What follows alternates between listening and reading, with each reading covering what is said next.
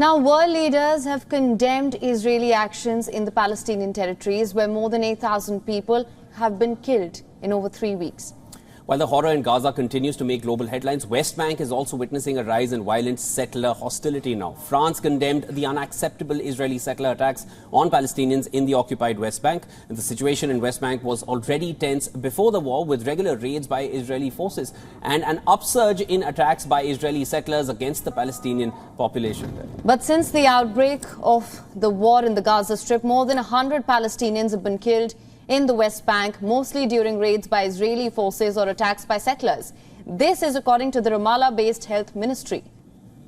It's not just the killing of the Palestinian people. Most of them have also been forced to relocate from the region. Considering the situation in the region, the Foreign Ministry of France has issued a statement urging Israel to take immediate measures to protect the Palestinian population here.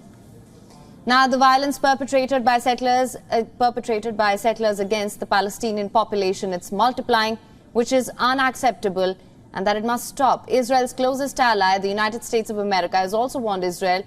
The American President Joe Biden and Israeli Prime Minister Benjamin Netanyahu spoke with each other on Sunday, where Biden called in on Netanyahu to ascertain that Israeli offensive is consistent with international law. Now, in a separate statement, the White House also urged Israel to protect innocent residents of Gaza by distinguishing between the militant group Hamas and the civilians in the territory.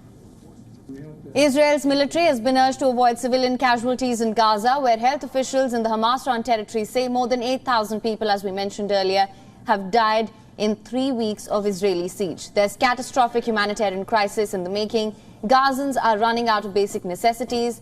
There's a shortage of water, food and medicine. Flow of humanitarian aid that recently started has been slow and inconsistent.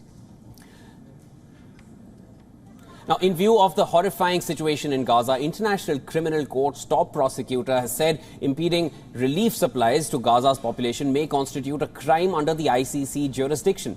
The top prosecutor further added that Israel must make discernible efforts without further delay to make sure civilians receive basic food and medicine.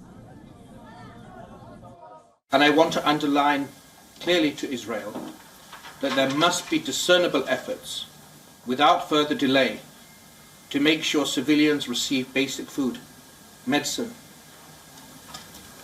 anesthetics, morphine.